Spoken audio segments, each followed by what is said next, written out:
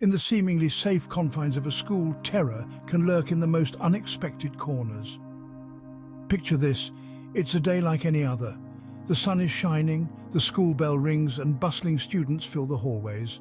The hum of chatter fills the air as teachers prepare for another day of enlightening young minds. The scent of chalk dust and anticipation for the day's lessons brings a comforting familiarity. But as the day progresses, a sense of unease starts to creep in. The laughter fades, the chatter dwindles, and the atmosphere grows heavy. Suddenly the intercom crackles to life. A voice, unfamiliar and cold, slices through the silence. "Lockdown initiated." The words echo through the eerily silent hallways, sending a shudder down the spines of everyone within earshot. The phrase, typically reserved for drills, now carries a weighty reality. The teachers, usually the pillars of calm and control, look at each other with wide eyes, their faces mirroring the fear and confusion rippling through the room. The students are ushered into classrooms, the doors locked swiftly behind them. Whispers of concern bounce off the walls, everyone trying to make sense of this sudden shift. The bustling hallways now stand empty, the lively classrooms reduced to hushed whispers and hurried breaths. The playful environment of learning is replaced by a chilling silence, broken only by the occasional shuffle of feet or a stifled whimper. Outside, the sun continues to shine, oblivious to the fear festering inside the four walls of the school.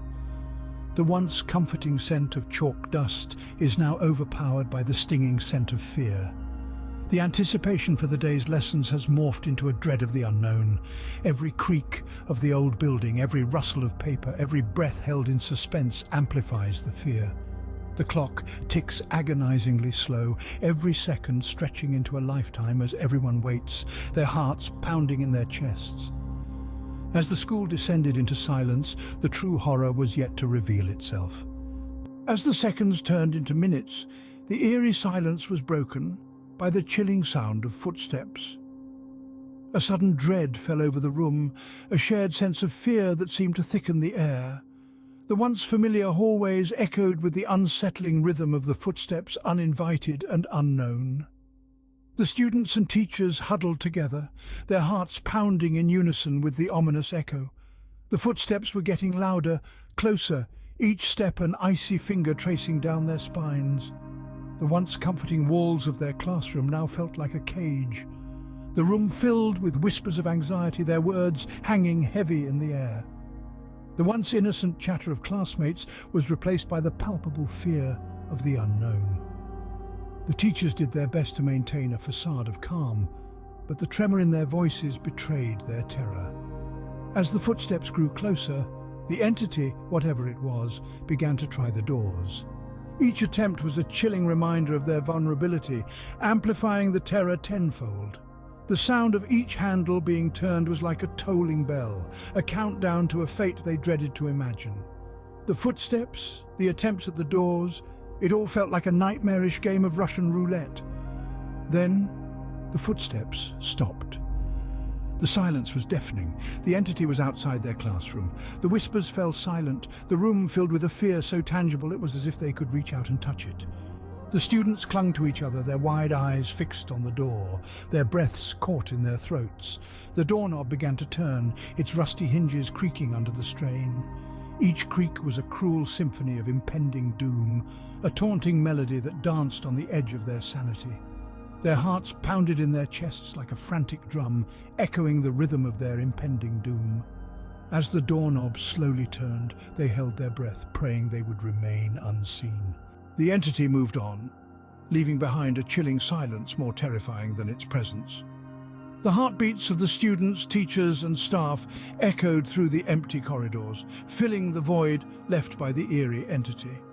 The lockdown was finally lifted, but the school, once a safe haven for learning and growing, felt different. It was as if the very walls were whispering tales of the terror they had witnessed. The aftermath painted a grim picture. The once lively art room was now a shattered canvas of broken dreams.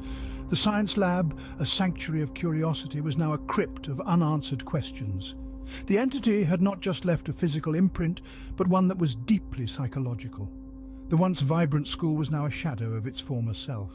a hollow echo of laughter and learning replaced by an unspeakable horror. It was later revealed that the entity was in fact a deranged man who had somehow found his way into the school. This revelation sent a shockwave of fear through the community, the horror of the experience intensifying tenfold. Questions flooded everyone's minds. How did he get in? Why did he choose their school? The answers remained as elusive as the man himself, only adding to the distress. The man's intentions were unclear, his actions unpredictable. The students, teachers and staff were left grappling with a grotesque reality. The fortress of academics and friendship had been breached, its sanctity violated. The school had not just been a stage for this man's twisted performance, but also a victim. Despite the chaos, the school community stood strong, united by shared fear and determination. They knew that they had to move forward, to reclaim their school from the grip of this horror. Yet the experience had left a scar that would never fully heal. The school was no longer just a place of learning, it had become a haunting reminder of the unseen horror. Just when they thought the nightmare was over, another school lockdown was announced. With those chilling words echoing through the hallways, a shiver of dread ran through the hearts of students and teachers alike. The memory of the first lockdown was still fresh, still raw, and this second announcement was like a cold hand reaching out from the past, pulling them back into the nightmare they thought they had escaped. This time, however, the entity causing the lockdown was not an unseen horror lurking in the shadows, but a known threat. A dangerous criminal was on the run, and the school unfortunately lay in his path. This was not a faceless fear, but a very real and tangible danger. The students and teachers knew what they were up against, and the knowledge was both a relief and a new source of terror. The school hallways, once filled with the hustle and bustle of daily school life, now echoed with an eerie silence. The classrooms, usually humming with the sound of learning and laughter, were hushed, filled with the palpable tension of anticipation. Each creak of a door, each rustle of a leaf outside the window seemed magnified, feeding the growing dread. Yet, amidst the fear, there was also a sense of determination. The teachers, still carrying the emotional scars from the first lockdown, resolved to keep their students safe. They led by example, their calm demeanor a beacon of hope in the dark cloud of fear. The students, too, showed a resilience that belied their years. They understood the gravity of the situation and faced it with a courage that was truly inspiring. As the lockdown progressed, the school transformed into a fortress. Everyone knew their roles, knew what they had to do. They were prepared, vigilant, ready to face the threat. But even as they steeled themselves for what was to come, the fear was still there, gnawing at the edges of their courage. This time, they were prepared, but the fear was still as real and as raw as the first time.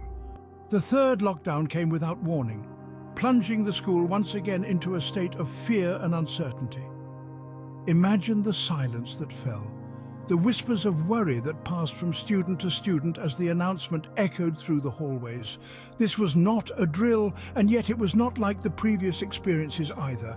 The threat was not a person with ill intentions, but rather a dangerous animal that had somehow found its way into the school. A wave of disbelief swept across the school. How could an animal be the cause of such commotion? But as the reality sank in, the disbelief turned into a chilling unease that crept up the spines of students and staff alike. The usual hustle and bustle of the school was replaced by a heavy silence, punctuated only by the distant echo of the creature's growls, reverberating through the corridors. The school's gymnasium, usually filled with the sounds of laughter and the squeak of sneakers on polished wood, became a makeshift shelter. Students huddled together, their eyes wide with trepidation. Teachers tried their best to maintain calm, their voices steady despite their racing hearts. As the hours ticked by, the tension was palpable. The creature roamed freely, its presence a haunting reminder of the danger lurking within the school's walls. It was a predator in a place of learning, a stark contrast that only heightened the sense of dread. The lockdown was eventually lifted once the animal was safely removed, but the echo of its growls seemed to linger in the air, a ghostly reminder of the terror that had gripped the school. As the students filed out of the gymnasium, relief washed over them, but it was tinged with a sense of unease. The school, a place that once felt so safe, had been transformed into something far more sinister. Even though the danger was different this time, the feeling of terror was all too familiar. These three chilling true school lockdown stories serve as a stark reminder that horror can strike in the most unexpected places, even within the supposedly safe confines of a school.